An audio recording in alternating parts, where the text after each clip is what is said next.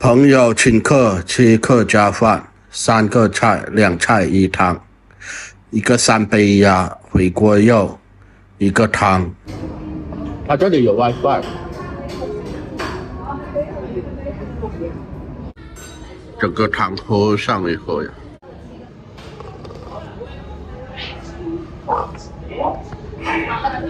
这种餐厅特别坑的，它的饭要另外点3块钱一份，有点划不来。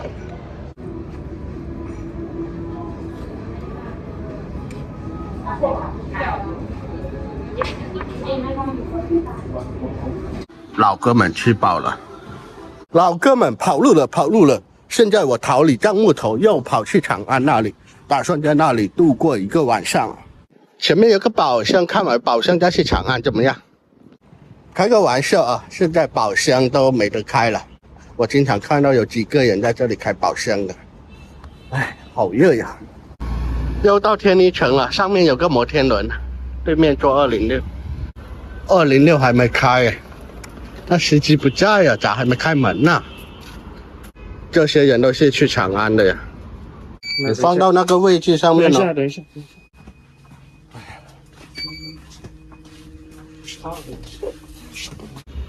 已经到长安了，这里有几个布娃娃。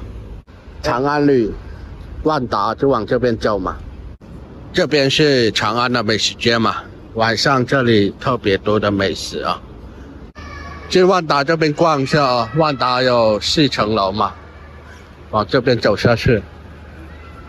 老哥们，刚刚来万科这里嘛，见到这女网友啊，她是从广州过来的呀，她过来她男朋友这里。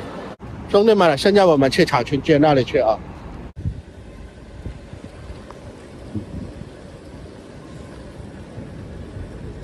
前面那里就是万科，旁边这里是长春街，这里有个商业街嘛。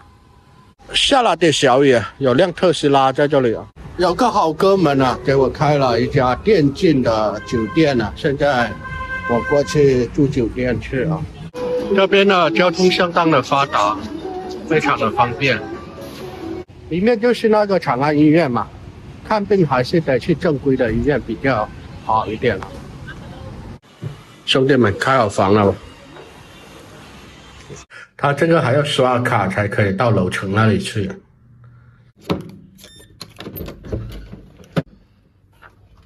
哇，这个房不错呀，兄弟们，2张床，还有电视、空调，外面这里阳光很好呀。往这边走就是洗澡的地方啊，淋浴的地方都有，相当 nice 啊。一点都不慌，一个人睡2张床。